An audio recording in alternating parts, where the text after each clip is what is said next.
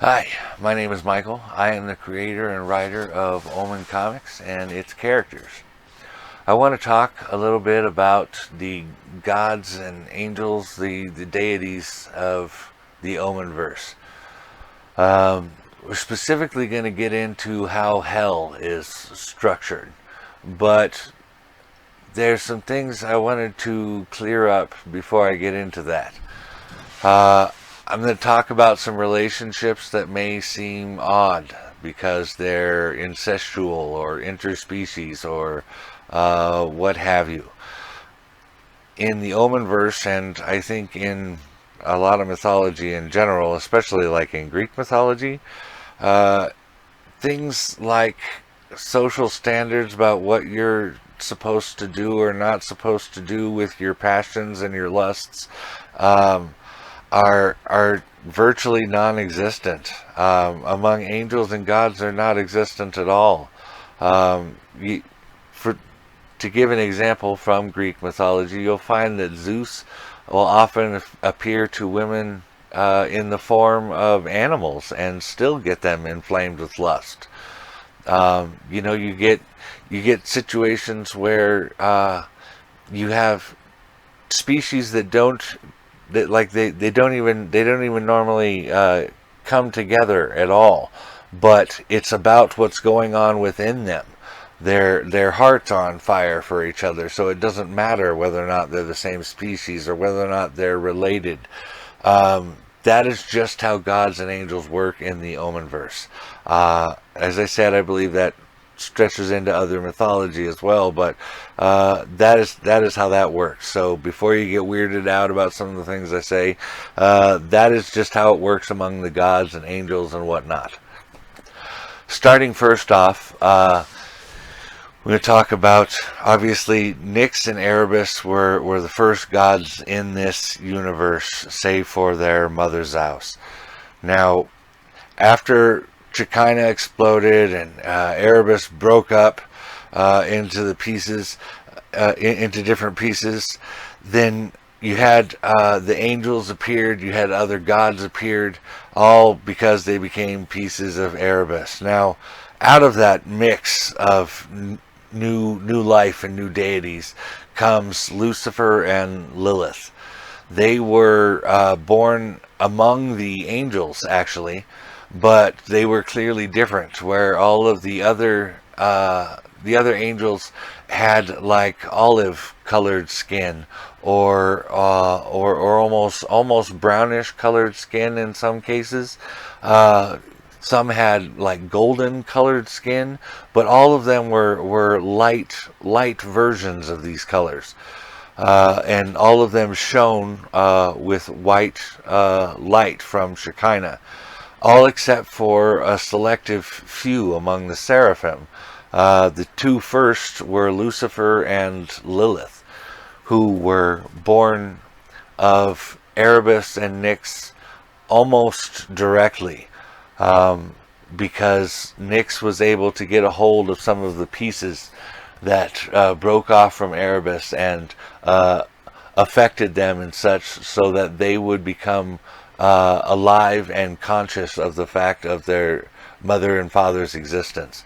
Because at that particular time, El was trying to pretty much make it so that he was the one guy that was going to be ruling everything, and that he was the start of everything, and he completely rejected the fact that Erebus and Nyx ever existed.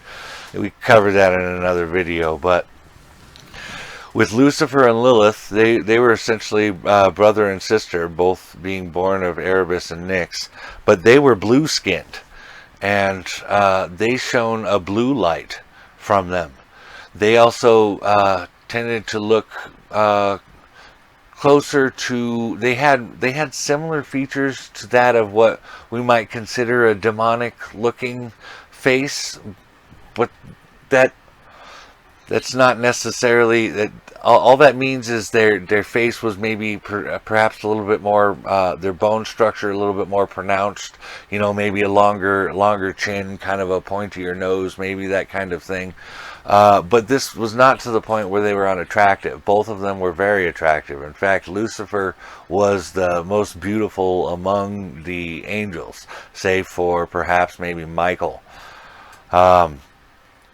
So when Lucifer took a third of the angels with him and made war with heaven, and he was cast out, his goal was he wanted to be God, and he would not settle for anything less than that when it came to hell. So he would not take the position of king or lord. He wanted to be God. So he is the God of hell. Now his children, by way of Lilith's children, she bore Cain originally, and that's why he was so different from Abel, because he had the spirit of darkness in him. He had the spirit of the original deity in this realm of Erebus. And so he just saw things differently, and eventually he ended up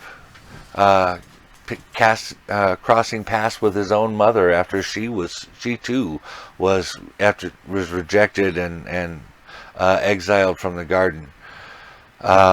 It was at that point that they became lovers, and I won't tell you how that happened, because I want you to see it. But it was at that point that they became lovers, and they bore Nimrod. Now, Nimrod, you might know, was the great hunter in ancient days, but he was in the Omen verse. He is the son of Cain and Lilith.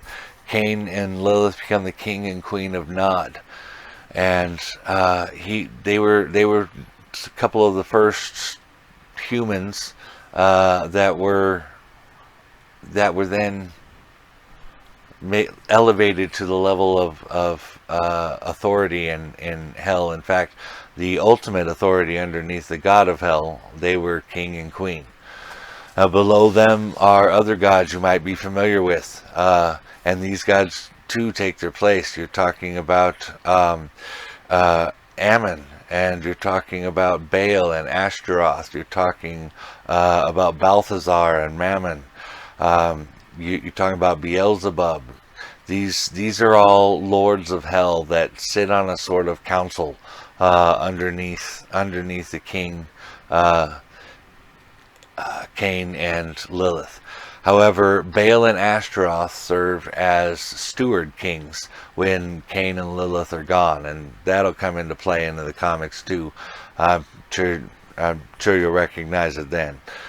But anyway, that is a bit about how the gods function here, but specifically how the lords of hell function.